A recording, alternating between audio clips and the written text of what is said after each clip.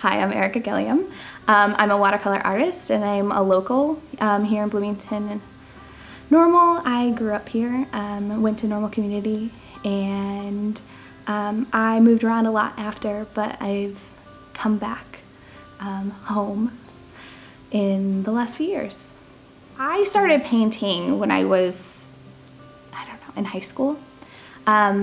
And I went to art school, or started to go to art school here in town at ISU, but I never finished. I actually ran away from art for 7 years. I had a really tough year, and I couldn't do it.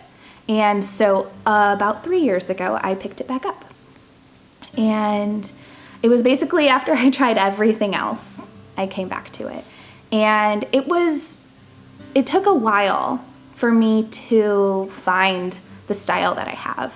A lot of playing, and I changed my medium. I used to use acrylic, and I shifted to watercolor because out of cleanliness and necessity. I had a toddler, but as I started to learn more, I started really simple and with simple elements. And as I started to become more comfortable and develop my style more, I really love to paint more detail. I want more things in my paintings and as many little hidden details as I possibly can. So I started just creating more story and telling more with the pieces. I still have some simpler ones, but I think that's probably the biggest change is I wanted it to go from just a subject to something that you can really connect to.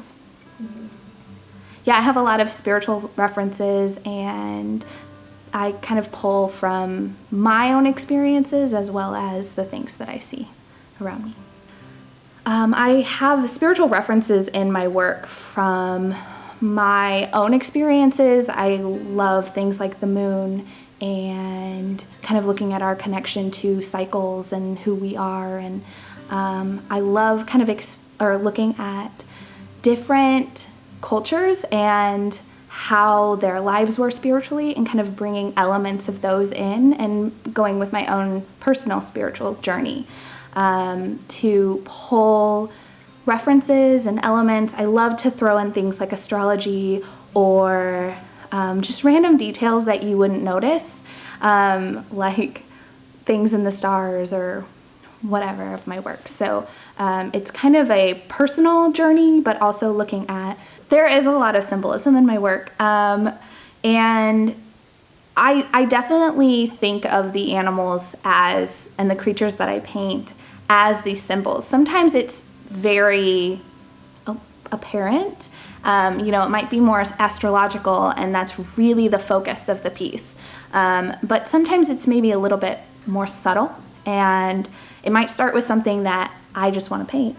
And then as I'm working on it, I will kind of add more and more of that spiritual connection. And I want my work to empower. I want my work to inspire you. So looking at those creatures, the things I choose, will kind of come based on what I'm wanting out of that piece.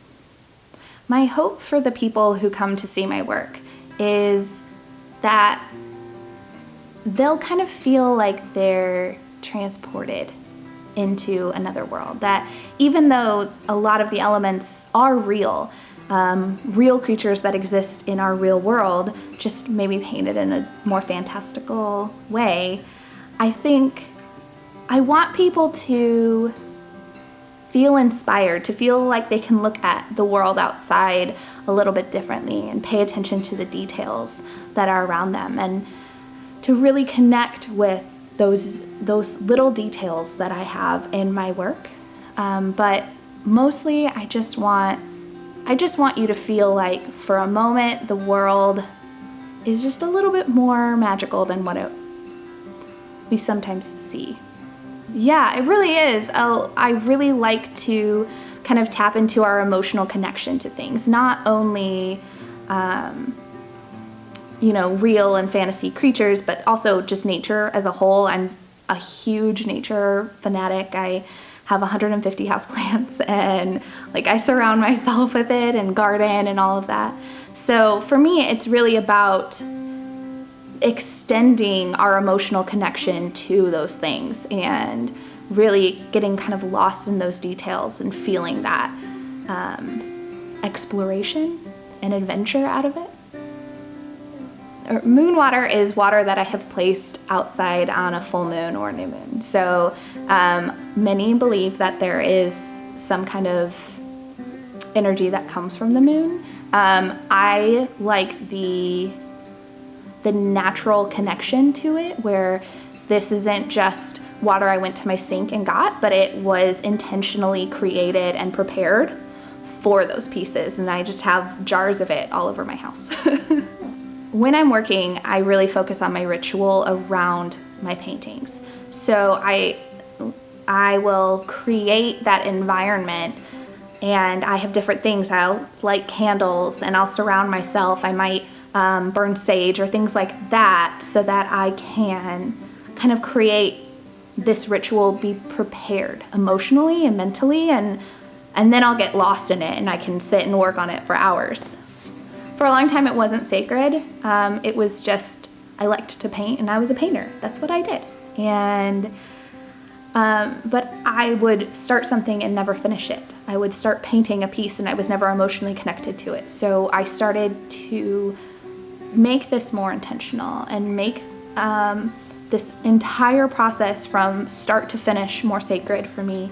And it was like all of a sudden I was more emotionally connected to my pieces. Yeah.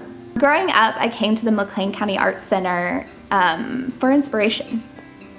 I was obsessed with art as a young person, and I would come and look at these pieces, and it would feel like this like legitimacy, like this person can display at a place like this. And so being able to now be the person displaying is honestly a little bit surreal, but it's absolutely incredible, and it just means a lot to be able to put this much energy into a series that I can share with you here at the McLean County.